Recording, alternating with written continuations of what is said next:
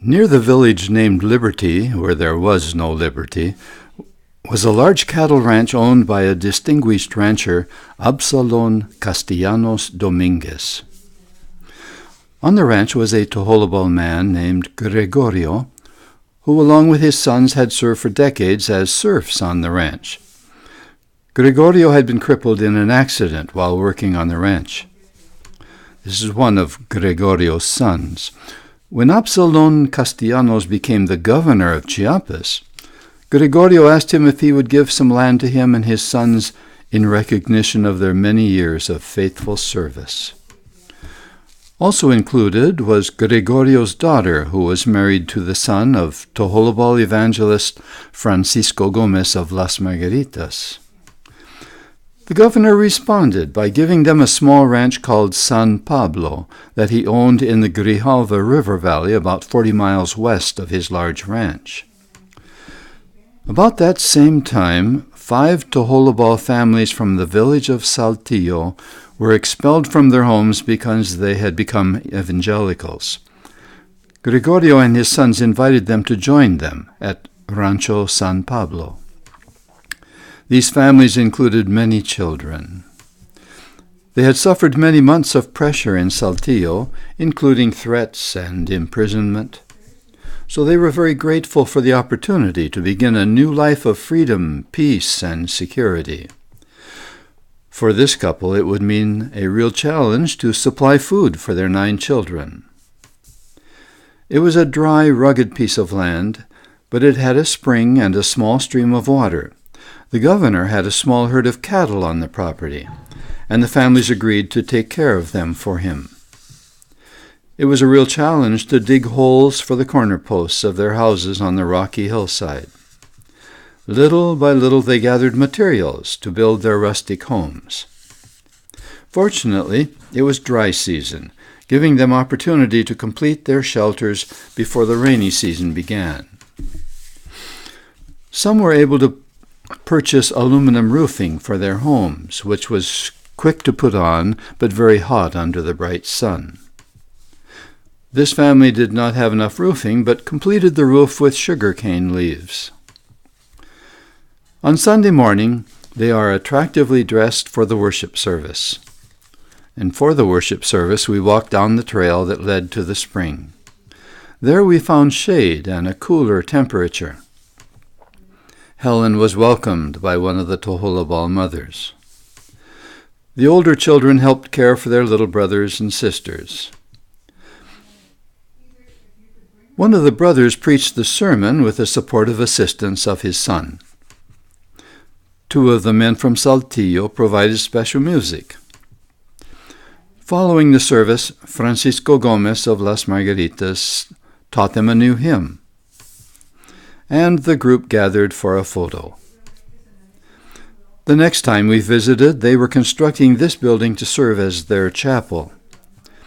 With us that day was a Mexican lay worker, Abimael. The worship service was led by this young woman. Francisco greeted them and gave them words of encouragement. His son is sitting next to him. They sang songs in both Spanish and Tojolabal. Abimael preached the sermon in Spanish, which the men understood, but the women's understanding was quite limited. However, this woman tried to follow the scripture reading in her Spanish Bible. They concluded the service with more singing, accompanied by their guitars. After the service, Francisco caught up on the news from Gregorio and Gregorio's son. Meanwhile, Abimael taught the men a new song in Spanish. These boys were delighted to have their picture taken, as were these young adults. They were a happy group, enjoying the freedom in worship and the opportunity to begin a new life on this ranch. They also were a photogenic group and showed their courage and confidence in the Lord. The next time we visited, they had temporarily enclosed the chapel with aluminum roofing. Francisco is giving the message. With us that day was Dr. Miguel Herrera from Mexico City, who had brought gifts for all the children. Following the service, they served us a delicious meal of chicken soup. The day arrived when they received a pastoral visit from Pastor Jose Juan Suarez of Las Margaritas and 2 of his elders. Once again, there was lots of good music. Pastor Jose Juan read from the Presbyterian liturgy booklet, and he administered baptism to all the adults. He was assisted by the 2 elders, one holding a bowl of water and the other a towel, as Pastor Jose Juan did not just sprinkle, but poured a big handful of water. Then the liturgy for infant baptism was read, and all the children were baptized. And there were many of them, a couple dozen of them, in fact. Francisco witnessed the baptism of his grandson. Following the service, the pastor's daughter is getting her hands washed in preparation for the food. The governor never gave them the legal ownership of the land, and when his term as governor was over, his brother took over the ranch of San Pablo and forced the Tojolabal families to leave. Once again, they were all refugees. A member of a Presbyterian chapel located between Comitan and Las Margaritas invited them to build shelters on his land. Then additional families were forced out of Saltillo and joined them. Missionary Brian Renes has transported a family and their meager belongings to the refugee location.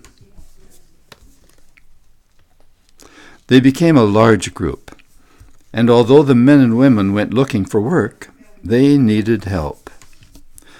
Their need for food was announced in the Presbyterian churches, and even the Saltillo Christians beyond San Cristobal responded by gathering an offering of corn and beans. In the city of San Cristobal, the load was transferred from Vern Sturck's vehicle to our Ichi van. Before leaving, we took this photo of the 5 Saltillo church leaders and Vern Sturck. 60 miles later, we delivered the load to the Tojolabal refugees. One of their leaders, Melesio, dictated a letter to me, a dictated letter of sincere thanks to the Saltillo Christians for their support. That was the last time I saw him, as he was killed when he tried to return to Saltillo village. Responding to Melesio's death, the regional authorities forced the village to permit the Christians to return, with permission for them to build their own village 1 mile from Saltillo on village land. Their location was called Chacalha, meaning red water. We visited them there and held a service in the shadow of a large tree. They even had Sunday school following the service. The children were quite fascinated with Helen playing our little organ, using our newly published Tojolabal hymnal. When we visited the next time, they had constructed a little chapel with one end open for overflow. Once again, they had won the privilege and joy of freedom of worship. Francisco is preaching a sermon of encouragement. Additional families from Saltillo began coming for worship at Chacalha. In doing so, they risked being expelled from Saltillo. It revealed how deep was their spiritual hunger. They were ready to uproot and move to Chacalha if that were necessary. This new believer brought his tape recorder to record the music and message to take back for witness in Saltillo. One final visit to Chacalha for a wedding celebration. This young mother was eager to show Helen her first child. Pastor Antonio Alfaro and an elder are planning the wedding service. A large instrumental group from the San Pedro congregation had been invited to provide the special music. The groom and his family are ready.